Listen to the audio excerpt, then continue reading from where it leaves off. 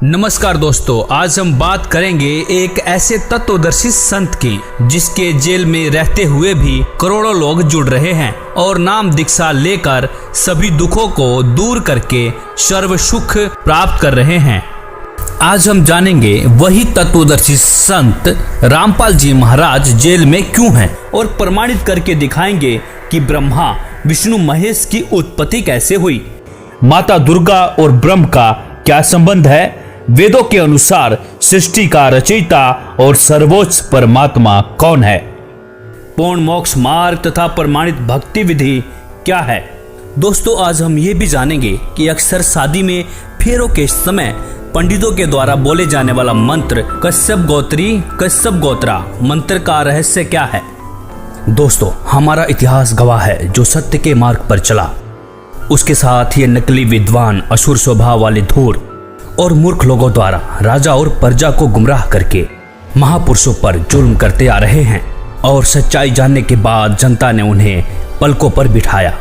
जैसे श्री राम जी, श्री कृष्ण जी को पूरे जीवन संघर्ष करना पड़ा, सुकरात जी को जहर दे दिया गया, ईसा जी को करस करवा दिया गया, गांधी जी को कई बार जेल जाना पड़ा, गुरु नानक देव जी पानी पर चल सकते थे,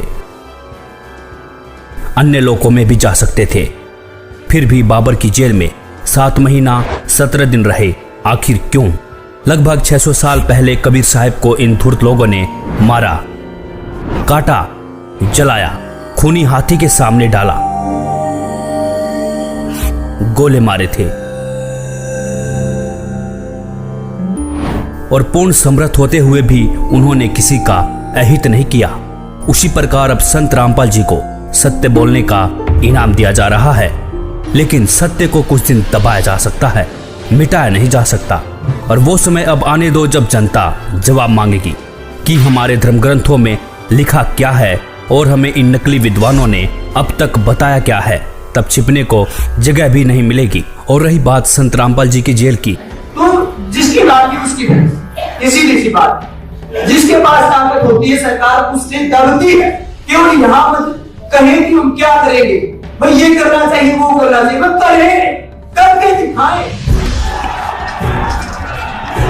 संत रामपाल जी और आर्य समाजियों के बीच सत्यार्थ प्रकाश और पवित्र वेदों को लेकर आध्यात्मिक ज्ञान चर्चा न्यूज़पेपरों के माध्यम से शुरू की गई। लेकिन जब संत जी के तर्कों का जवाब आर्य समाजी देने में असमर्थ रहे तो आर्य समाजियों ने ज्ञान का उत्तर ज्ञान से न देकर हिंसा का रास्ता अपनाया और अनेक मिथ्या कहानी बनाकर के जनता व मुख्यमंत्री को भ्रमित करके सन 2006 में क्रोथा आश्रम पर आक्रमण कर दिया और संत रामपाल जी पर झूठे मुकदमे बनाकर जेल में डाल दिया गया।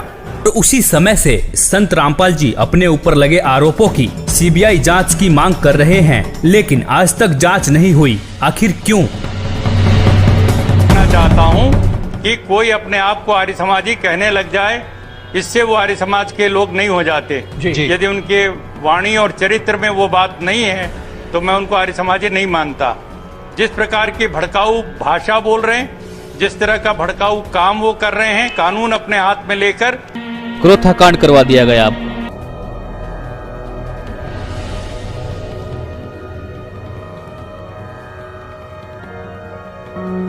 बरवाला कांड करवा दिया गया। फिर संत रामपाल जी 2008 में बाहर आए, प्रचार प्रसार शुरू किया, बहुत तेजी से श्रद्धालु जुड़ने लगे। संत जी का बढ़ता बोलबाला देखकर फिर से संत रामपाल जी को सन 2014 में षड्यंत्र के तहत जमानत कैंसिल करवा के जेल में डाल दिया गया। तो संत रामपाल जी ने इन नकली विद्वानों के झूठ तथा पाखंड को उजागर करके सभी धर्म ग्रंथों के गूढ़ रहस्यों की सच्चाई दिखाने के कारण ही आज जेल में है। इसी संदर्भ में कबीर साहब जी ने भी कहा था, 5000 और 500 जब कलयुग बीत जाए, महापुरुष फरमान तब जग तारन को आए, जो मम संत सत उपदेश दृढ़ावे, वाके संग सभी राड बढ़ावे, या सब संत महंतन की करनी, धर्मदास में तो से वर्णी। अर्थात जो मेरा संदेश वाहक संत होगा उसके साथ संत महंत ईर्षा, झगड़ा और विरोध करेंगे, यह भी उस पूर्ण संत की मुख्य पहचान होगी। संत रामपाल जी ने अपने करोड़ों शिष्यों के अंधविश्वास, पाखंडवाद, रीति रिवाज, दहेज प्रथा,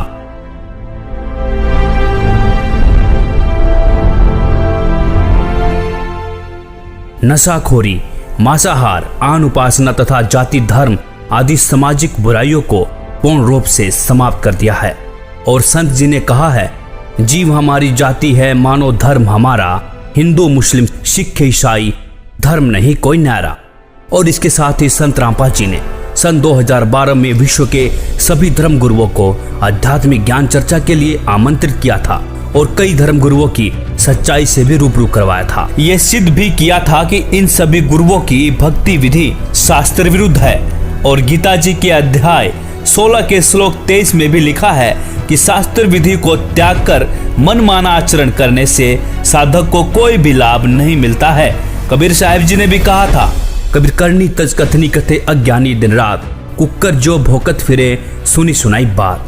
गरीब कथनी के सूरे घने कथे अटंबर ज्ञान, बाहर जवाब आवे नहीं लीद करे मैदान। जिस समय जाकिर नायक ने विश्व के सभी धर्म गुरुओं को शास्त्रार्थ के लिए खुला चैलेंज किया था, तब कोई भी धर्म का ठेकेदार सामने नहीं आया जो जाकिर नायक की चुनौती को स्वीकार कर सकता था।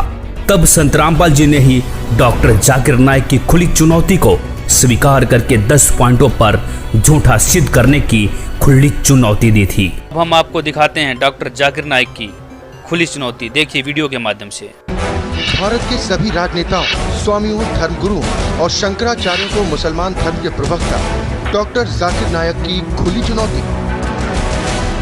ये चैलेंज है, कोई भी शख्स हिंदुस्तान में हो, मिनिस्टर हों दो, कोई भी स्वामी हों दो, कोई भी शंकराचार्य हों दो, इंशाल्लाह मैं तालिब इल्म हूँ इस्लाम और दीगर मज़हब का। मैं तस्लीम करता हूँ कि डिबेट होना चाहिए, मैं उनसे डिस्कशन करता हूँ, अगर मुझे गलत साबित करो मैं बदलने को तैयार हूँ। ये मुसलमान की जबान है, हम जब जबान देते हैं उसका पालन करते हैं। संत रामपाल जी महाराज ने स्वीकार की मुस्लिम धर्म प्रवक्ता डॉक्टर जाकिर नायक की चुनौती। डॉक्टर जाकिर नायक के इस चैलेंज को स्वीकार करता हूं, लेकिन अपने उस वायदे को याद रखना जिसमें कहा है कि जो मुझे झूठा सिद्ध कर देगा, गलत सिद्ध कर देगा, मैं अपने आप को बदल लूँगा। चैलेंज आपको 10 पॉइंटों पर झूठा कर दूंगा सिद्ध, और कभी भी आकर के वो आध्यात्मिक ज्ञान चर्चा कर सकते हैं। और वो डॉक्टर जाकिर नायक अब तक संत जी के सामने नहीं आया। अब परमात्मा ने आके विकल्प बताया, वो हमने सुना नहीं, क्योंकि नकलियों ने सुनने नहीं दिया। नकली गुरुओं ने जो आज भी पंजे अड़ाना चाहते हैं, लेकिन अब इनके पंजे उखड़ जाएंगे, अब नहीं टेक पाएंगे, क्योंकि जनता शिक्षित है कि और ज्ञान सब ज्ञान डी, कबीर ज्ञान सो ज्ञान, और जैसे घोड़ा तोब कायम करता चले मैदान। और जो लोग कहते हैं कि संत रामपाल जी हिंदू विरोधी हैं, उन्हीं संत रामपाल जी ने ही इन धर्म के ठेकेदारों की लाज बचाई थी और यह सिद्ध किया कि सभी देवी देवता अपनी अपनी शक्ति के आधार पर स्वामी हैं, प्रभु हैं, भगवान हैं, साहब हैं। जैसे हमारे देश में MP, मंत्री, मुख्यमंत्री, प्रधानमंत्री, राष्ट्रपति हैं। अब मंत्री या मुख्यमंत्री को कोई राष्ट्रपति कहे, वो व्यक्ति महामूर्ख है, और ज्ञानी और अज्ञानी में यही अंतर है। दोस्तों, वास्तविकता ये है, संत रामपाल जी हिंदू विरोधी नहीं हैं। संत रामपाल जी तो धर्म ग्रंथों की वास्तविक सच्चाई दिखाकर शास्त्र अनुसार साधना सच्चे मंत्रों के आधार पर बताते हैं, और श्री ब्रह्मा जी, विष्णु जी, महेश जी, गणेश जी, दुर्गा जी ब्रह्म, परब्रह्म और पूर्ण ब्रह्म की प्रमाणित भक्ति विधि से साधना कराते हैं। शास्त्र अनुकूल साधना होने से साधक को सर्व सुख प्राप्त होते हैं, और इस भक्ति विधि से लाखों भक्तों को कैंसर, एड्स जैसी बीमारियों से जीवन दान मिल चुका है, और साधक इस विधि से पूर्ण मोक्ष का अधिकारी हो जाता है। अब हम प्रमाणित करके दिखाएंगे कि ब्रह्मा, विष्णु, महेश की उत्पत्ति कैसे हुई, माता दुर्गा और ब्रह्म का क्या संबंध है, और सर्वोच्च परमात्मा कौन है, पूर्ण मोक्ष मार्ग और प्रमाणित भक्ति विधि क्या है। प्रसिद्ध केवल हिंदी वाली में ब्रह्मा जी बता रहे हैं अपने पुत्र नारद को, ये संस्कृत शिवपुराण पृष्ठ 98 पे है। ये सब बताते हुए कि सृष्टि की रचना किसने की। यहाँ आ जाते हैं, जिस परब्रह्म के विषय में ज्ञान और अज्ञान से पूर्ण उक्तियों द्वारा इस प्रकार विकल्प किए जाते हैं, उसने कुछ काल के बाद, कुछ समय के बाद द्वितीय की इच्छा प्रकट की, उसके भीतर एक से अनेक होने के संकल्प उदित हुए। तब उस निराकार परमात्मा ने अपनी लीला शक्ति से अपने लिए एक मूर्ति की कल्पना की, और जो मूर्ति रहित परम ब्रह्म है उसकी मूर्ति कौन है? ये 100 पृष्ठ पे पढ़ रहे हैं हम, 100 पृष्ठ पे। भगवान सदाशिव हैं, ये काल है सदाशिव।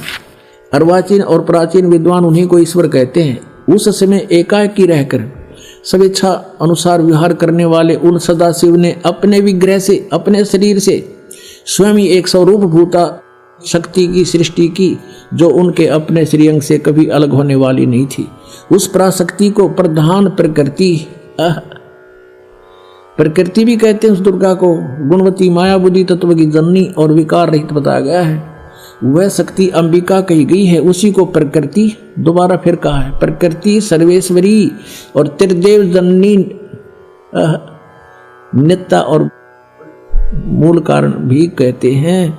सदाशिव द्वारा प्रकट की गई उस प्रकृति के 8 भुजाएं, ये प्रकृति दुर्गा को कहते हैं। कति स्पष्ट हो गया। वे जो सदाशिव हैं उन्हें परम पुरुष शिव शंभु और महेश्वर कहते हैं।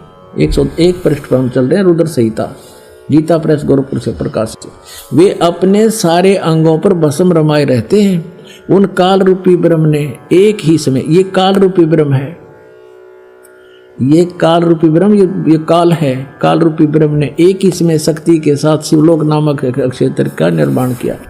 अब मैं क्या बताना चाहता हूँ आपको, वे प्रिय और प्रियतम रूप शक्ति और शिवा, ये पति पत्नी रूप में उस काशी में रहते हैं। देवर से एक समय उस आनंद वन में रमण करते हुए शिवा और शिव के मन में यह इच्छा हुई कि किसी दूसरे की पुरुष की भी सृष्टि करनी चाहिए, जिस पर यह सृष्टि संचालन का महान भार रखकर हम दोनों केवल काशी में रहकर स्वेच्छा अनुसार विचरे और निर्वाण धारण करें। शिव बोले, वत्स व्यापक होने से तुम्हारा विष्णु नाम विख्यात हुआ। भगवान ब्रह्मा जी कहते हैं, देवर से तत्पश्चात कल्याणकारी परमेश्वर सांब सदाशिव ने पूर्व प्रयत्न करके मुझे अपने दाहिने अंग से उत्पन्न किया। जिस प्रकार विष्णु किया वैसे मैं क्या, मेरा बेहोश कर दिया। पुण्यात्माओं, ये स्पष्ट हो गया कि दुर्गा को प्रकृति कहते हैं। श्रीमद् देवी भागवत सचित्र मोटा टाइप, केवल हिंदी, गीता प्रेस गोरखपुर। इसके तीसरे स्कंद में 123 पृष्ठ पे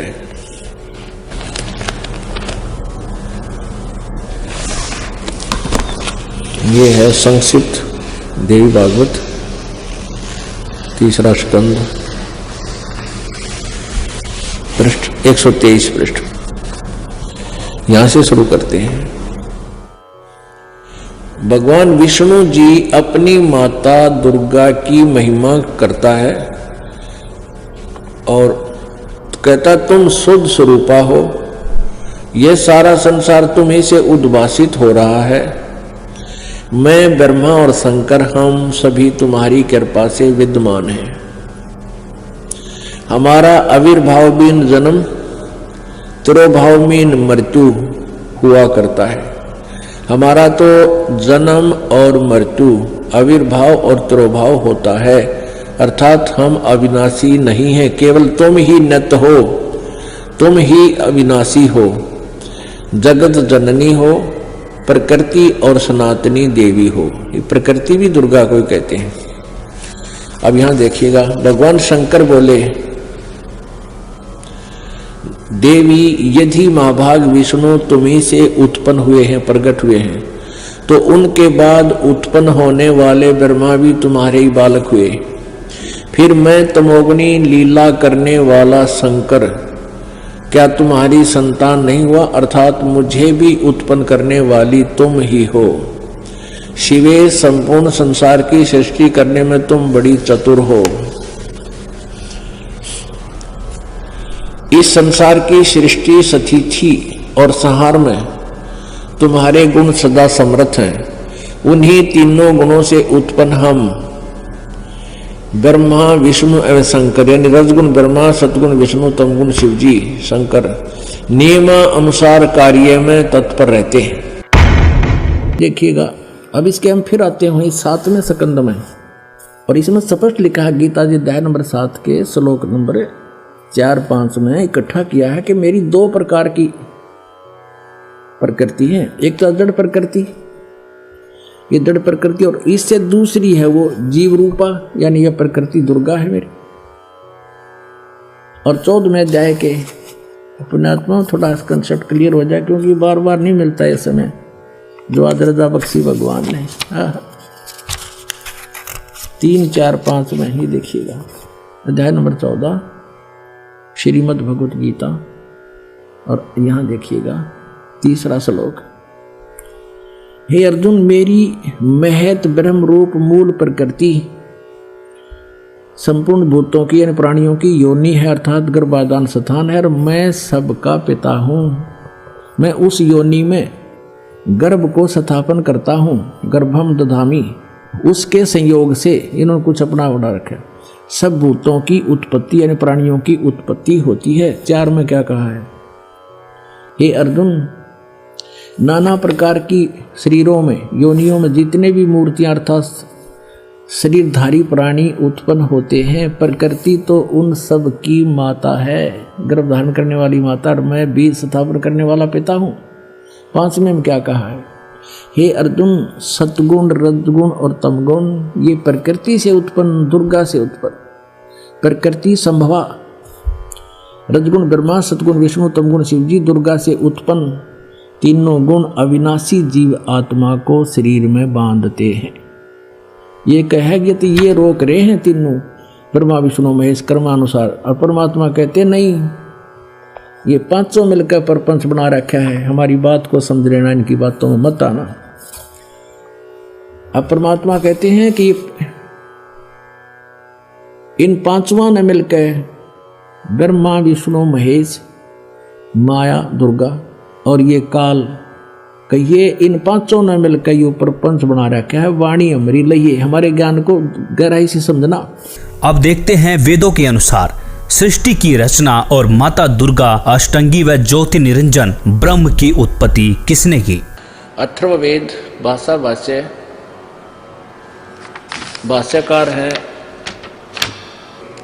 3रे ने, ये जब प्रदजे विद्वानस्य बंधु विश्वा देवानाम जनीमा विभक्ति ब्रह्मे ब्रह्मणे उद्भारे मध्यात नीचे ऊंचे सवधा अभी प्रतस्थो। सर्वप्रथम देवताओं व ब्रह्मांडों की उत्पत्ति के ज्ञान को जिज्ञासु भक्त का, विद्वानस्य जो बंधु यानी वास्तविक साथी अर्थात पूर्ण परमात्मा है, अपने निज सेवक को, अपने जनीमा अपने द्वारा सर्जन किए हुए को विभक्ति स्वयं ही ठीक ठीक विस्तार पूर्वक बताता है। अपने द्वारा रची सृष्टि को वो स्वयं ही बताता है कि ब्रह्म ने यानी पूर्ण परमात्मा ने मध्यात अपने मध्य से अर्थात सबद शक्ति से ब्रह्म है माने ब्रह्म क्षर पुरुष अर्थात काल को उद्भार माने उत्पन्न करके विश्व सारे संसार को अर्थात सब लोगों को ऊंचे ऊपर सतलोक आदि और नीचे परब्रह्म व ब्रह्म के सर्व ब्रह्मांड सबधा अपनी धारण करने वाली अभी आकर्षण शक्ति से प्रतस्थौ दोनों को अच्छी प्रकार स्थापित किया। कति कंसेप्ट क्लियर।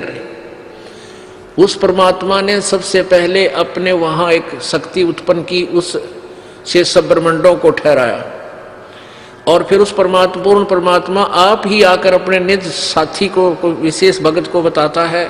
वो अपने द्वारा रची हुई सृष्टि को स्वयं ही ठीक ठीक वर्णन करता है कि पूर्ण परमात्मा ने अपने मध्य से मध्यात अपने अंदर से अपनी सबद शक्ति से इस ब्रह्म काल की उत्पत्ति की। 5वें में लिखा है कि उसी मूल मालिक से अभ्यग्रम सर्वप्रथम स्थान पर आष्ट्रय अष्टंगी अर्थात दुर्गा प्रकृति देवी जनु से माने उत्पन्न हुई। सैबुदिन्यात आष्ट्रय जनु से, आष्ट्रय माने अष्टंगी 8 भुजा वाली दुर्गा की उत्पत्ति हुई। आष्ट्रय माने अष्टंगी माया दुर्गा अर्थात प्रकृति देवी की उत्पन्न हुई, क्योंकि नीचे के परब्रह्म और ब्रह्म के लोकों का प्रथम स्थान सतलोक है। यह तीसरा धाम भी कहा कहलाता है। तस्य इस दुर्गा का भी मालिक यानी उसका भी पिता सम्राट राजाधिराज बृहस्पति सबसे बड़ा पति यानी परमेश्वर, वह जगत गुरु देवता परमेश्वर है। इसका भी पिता यानी मालिक, इस दुर्गा का भी मालिक वो परमात्मा ही है, जिससे सबका वियोग हुआ है, जो सबसे विमुख होकर आए हैं, वहां से बिछड़े हैं। अतः इसके बाद ज्योतिष माने ज्योत निरंजन अर्थात काल के, शुक्र माने बीज शक्ति से, जनिष्ठ दुर्गा के उदर से उत्पन्न होकर विप्रा भक्त आत्माएं अलग से धूमंतु, धूमंत माने मनुष्य लोक और स्वर्ग लोक में ज्योति निरंजन के आदेश से दुर्गा ने कहा वसंतु, यानी स्वर्गलोक और पृथ्वी लोक पर निवास करो, निवास करने लगी। कति स्पष्ट कर रखा है। अब सातवें में कमाल किया कि वो कौन है, वो परमात्मा जो देव बंधु है, सबका साथी है, जिसने उस ऊपर के लोक रचे, नीचे के लोक रचे, दुर्गा की उत्पत्ति की, काल ज्योति निरंजन की उत्पत्ति की, वो है कौन? इस सातवें मंत्र में स्पष्ट कर दिया, वो कबीर देव है। अथर्वाणम पित्रम यानी जगत, अथर्वाण माने निश्चल अचल अविनाशी है जो, पित्रम माने सबका पिता, देव बंधु सभी पुण्यात्माओं का साथी, बृहस्पतिम जो सबसे बड़ा भगवान, नमसा यानी जो विधिवत साधना करने वाले को सुरक्षा के साथ, गच्छात माने वहां जो चले गए सतलोक में उनको ले जाने वाला, तो माने विश्वेशाम जनिता यथा से कबीर देव न दभायत सवधावान, ये कबीर देव, ये कबीर देव, वो कबीर देव है, वो कबीर प्रभु है, जो अथर्वाण माने अचल अविनाशी, पितर माने जगत पिता, देवबंधु भक्तों का वास्तविक साथी अर्थात आत्मा का आधार, बृहस्पतिम जगत गुरु, बृहस्पति माने सबसे बड़ा ज्ञानदाता परमात्मा, चै तथा नमसा विनम्र पुजारी अर्थात विधिवत साधक को सुरक्षा के साथ गच्छात सतलोक गए हुओं को सतलोक ले जाने वाला, विश्वेशाम यानी सर्व ब्रह्मांडों का की जनिता रचना करने वाला अर्थात जगदम्बा अर्थात माता के गुणों से युक्त भी युक्त, न दभायत काल की तरह धोखा न देने वाले, स्वाधावान मन स्वभाव अर्थात गुणों वाला, यथा ज्यों का त्यों अर्थात वैसा ही वह, स माने वह, तो माने आप, कबीर देव है, कबीर देव, कबीर देव भाषा भिन्न होने से इसे हम कबीर साहब कहते हैं, वो कबीर साहब है। और ब्राह्मण जी ने सबसे पहले श्लोक ये बोला था कि काश्यप गोत्रा काश्यप गोत्री, बाण भाई ताम स्वरूप बना दिए उसने, यो काश्यप गोत्रा और काश्यप गोत्री एक गोत्र के क्यों करो हम। इस तत्व ज्ञान से दास परिचित था, लेकिन उनको उस समय यह बताना उचित नहीं समझा, क्योंकि वो तो सारे फिर वो दूसरे ज्ञान से भरे हुए थे, तो मेरे वह बात समझ में आ गई रहे। सचमुच ये तो परमात्मा ने जो ज्ञान बताया उससे समझ में आती है। परमात्मा कहते हैं काश्यप गोत्रा काश्यप गोत्री पंडित शाखा लाया, और कोई तत्ववेत्ता ज्ञानी जाना यो बाण ब्याह घर लाया। कोई तत्वदर्शी संत ही जानता है कि बाण को ब्याह के घर लाया था। और इस आप किसी भी फेरे हम देख लियो, सबसे पहले ये पंडित ने बोलेंगे काश्यप गोत्रा काश्यप गोत्री, फिर और उठ पटांग बिराना के बोलिया करें। तो पहला श्लोक है इनका। अब परमात्मा की ये आगे जो लाइन है, पंक्तियां हैं, अब समझ में आएंगे आपके। क्या बताते हैं? माँ अष्टंगी पिता निरंजन, ये जम दारुण वंशन अंजन, पहले कीन निरंजन राई ही पीछे से माया उपजाई। पहले ज्योति निरंजन को अंडे से उत्पन्न किया और पीछे दुर्गा का शरीर बनाया परमात्मा ने अपनी शब्द शक्ति से, और फिर दुर्गा के रूप को देख करके, सुंदरता को देख कर ये काल उसके ऊपर वशीभूत हो गया। ये 3 पुत्र उत्पन्न किए। क्या कहते हैं? ज्ञान बोध और बोध सागर में पृष्ठ नंबर 21 पर, धर्मदास ये जग बोराना, कोई ना जाने पद निर्वाणा। यही कारण मैं कथा पसारा, जग से कही एक राम नहीं आ रहा। ये राम है यहाँ पर। अब मैं तुमसे कहूँ चिताई, तेरे देवन की उत्पत्ति भाई। ज्ञानी सुने सो हृदय लगाई, मूर्ख सुने तो गम नहीं पाई। माँ अष्टंगी पिता निरंजन, और ये जम दारुण वंशन अंदन। पहले कीन निरंजन राई, पीछे से माया उपजाई। कामदेव धर्मराय सताए, देवी को तुरंत खाए। पेट से देवी करी पुकारा, हे साहेब मेरा पुकारी, मे साहेब मेरा करो बारी। धर्मराय को हिकमत कीना, नख रेखा से भग कर लीना। दुर्गा के स्त्री इंद्री नहीं थी, इसने अपने नाखूनों से बनाया। धर्मराय करे भोग विलासा, माया को रही तबासा। 3 पुत्र अष्टंगी जाए, और ब्रह्मा विष्णु शिव नाम धराए। 3 देव विस्तार चलाए, इनमें ये जगदोखा खाए। पुरुष गम कैसे कोई पावे, काल निरंजन जग भरमावे। परमात्मा को कैसे जाने, काल सबको भ्रमित किए हुए है। 3 लोक अपने सुत जिन्हा, सुन निरंजन बासा लीना। अलख निरंजन सुन ठिकाना, ब्रह्मा विष्णु शिव भेद नहीं जाना। 3 देव सो उसको झावा, निरंजन का वो पार नहीं पावे। ये ब्रह्मा विष्णु महेश की पीस निरंजन की पूजा करने लगे हैं, इसका भी ये पार नहीं पा सके। अलख निरंजन ये काल बड़ा बंटवारा, 3 लोक के जीव कीन आहारा। ब्रह्मा विष्णु शिव नहीं बचाए, सकल खाए पुन धूर उड़ाए। और इस काल के 3 के सुत हैं तीनों देवा। 3 माने उनके, दुर्गा और इस काल के पुत्र हैं तीनों देवता, ब्रह्मा विष्णु महेश। और अंदर जीव करते हैं सेवा, अंधे लोग इन्हीं की पूजा करते हैं, ब्रह्मा विष्णु महेश की। तीनों देव और अवतारा, ताको भजे सकल संसारा। 3 गुणों का ये विस्तारा, धर्मदास में कहो पुकारा। गुण तीनों की भक्ति में, ये भूल पड़ो संसार। कह कबीर निज नाम बिना, कैसे उतरे पार। अब ये सभी सदग्रंथ आदरणीय हैं, और इन्हीं सब सदग्रंथों में ये विद्यमान है कि ब्रह्मा विष्णु महेश के माता पिता ये काल और दुर्गा है। आइए अब जानते हैं पूर्ण मोक्ष मार्ग और शास्त्र अनुकूल साधना क्या है। संत रामपाल जी महाराज प्रथम बार में श्री गणेश जी, श्री ब्रह्मा सावित्री जी, श्री विष्णु लक्ष्मी जी, श्री शंकर पार्वती जी व माता शेरावाली का जाप देते हैं, जिसका वास हमारे मानव शरीर में बने चक्रों में होता है। मूलाधार चक्र में श्री गणेश जी का वास, स्वाद चक्र में ब्रह्मा सावित्री जी का वास, नाभि चक्र में लक्ष्मी विष्णु जी का वास, हृदय चक्र में शंकर पार्वती जी का वास, कंठ चक्र में शेरावाली माता का वास, और इन सब देवी देवताओं के आदि अनादि नाम मंत्र होते हैं, जिसका वर्तमान में गुरुओं को ज्ञान नहीं है। इन मंत्रों के जाप से ये 5 चक्र खुल जाते हैं। इन चक्रों के खुलने के बाद मानव भक्ति करने के लायक बनता है।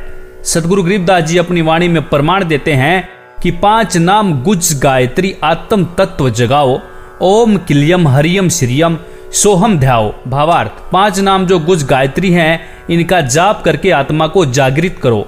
दूसरी बार में 2 अक्षर का जाप देते हैं, जिसमें एक ओम और दूसरा तत्, जो कि गुप्त है, उपदेशी को बताया जाता है, जिसको श्वास के साथ जाप किया जाता है।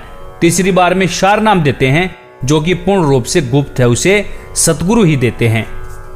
अब जानेंगे प्रमाणित भक्ति विधि क्या है और पूजनीय और सर्वोच्च परमात्मा कौन है। सबका मालिक एक परमेश्वर, परम ईश्वर, परम ईश्वर, परम वर ईश, परम पूर्ण ब्रह्म, पर ब्रह्म, ब्रह्म, परम अक्षर पुरुष, क्षर पुरुष। अर्थात परमेश्वर शब्द के संधि विच्छेद में ईश सबसे छोटा परमात्मा है, उससे बड़ा उसका वर अर्थात ईश का स्वामी ईश्वर, और ईश्वर से भी बड़ा परमेश्वर होता है। अर्थात परमेश्वर शब्द से 3 परमात्माओं का बोध होता है, जैसे ईश और ईश्वर, परमेश्वर, ब्रह्म, पर ब्रह्म, पूर्ण ब्रह्म, जिसे पार ब्रह्म भी कहते हैं, क्षर पुरुष, अक्षर पुरुष, परम अक्षर पुरुष। इस बात का उल्लेख पुराणों में है, संतों की वाणियों में है और गीता जी में भी है। ओम तत्सत गीता अध्याय 17 के श्लोक 23 में ऐन सीन काफ कुरान शरीफ सूरा 42 आयात 1 में नाम मंत्र का संकेत है। परमात्मा की वाणी है कि कबीर कोटि नाम संसार में, इनसे मुक्ति न होए, सार नाम मुक्ति का दाता, वाके जाने न कोई। संतों की वाणियों में सतनाम सार नाम का जिक्र है।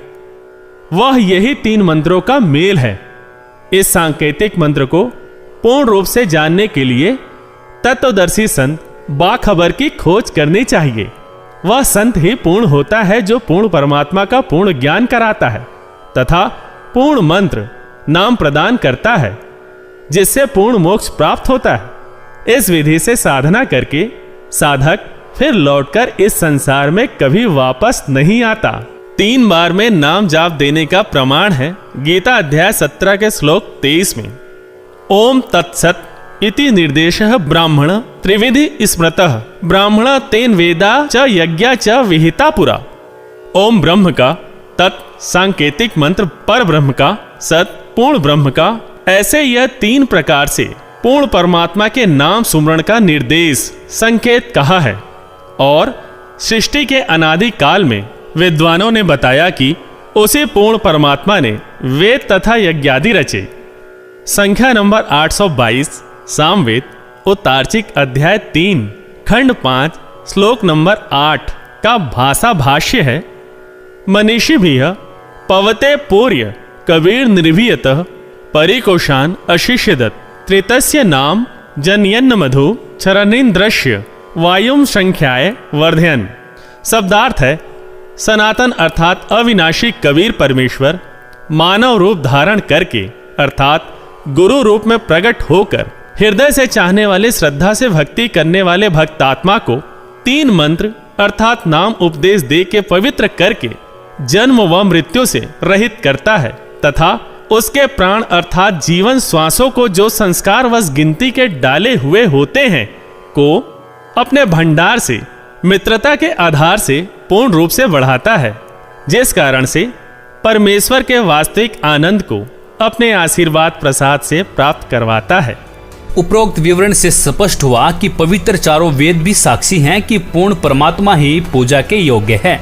उसका वास्तविक नाम कबीर देव कबीर परमेश्वर है तथा 3 मंत्र के नाम का जाप करने से ही पूर्ण मोक्ष होता है। कबीर परमेश्वर जी भी 600 वर्ष पहले इन धर्म ग्रंथों की सच्चाई वाणियों के माध्यम से बताते थे। इन नकली मुल्ला पंडों ने अपने पाखंड को छिपाने के लिए परमेश्वर पर अनेकों जुल्म करवाए और अब संत रामपाल जी कबीर सागर के आधार पर ही सभी सदग्रंथों में सच्चाई दिखा रहे हैं और अब इन नकली संत महंतों को हजम नहीं हो रही है और ये अब नकली गुरु अपनी अज्ञानता को छुपाने के लिए राजा और जनता को भ्रमित करने की कोशिश कर रहे हैं, जबकि इनका आध्यात्मिक ज्ञान 0 है। इसीलिए संत रामपाल जी पर कीचड़ उछाल रहे हैं। लेकिन अब जनता पढ़ी लिखी समझदार है, इन सदग्रंथों को खुद पढ़ सकते हैं। और कबीर साहब जी कहते हैं कि जानबूझ साची तजे करे झूठ से ने, ताकि संगत हे प्रभु सौपन में भी ना दे। अर्थात सच्चाई जानकर भी झूठ को महत्व दें, ऐसे निकम्मे का संग सपने में भी न करें। धन्यवाद। इस पे आपकी क्या राय है? अपनी राय अवश्य दें। वीडियो अच्छी लगी हो तो लाइक, कमेंट और शेयर जरूर करें और चैनल को सब्सक्राइब करना ना भूलें।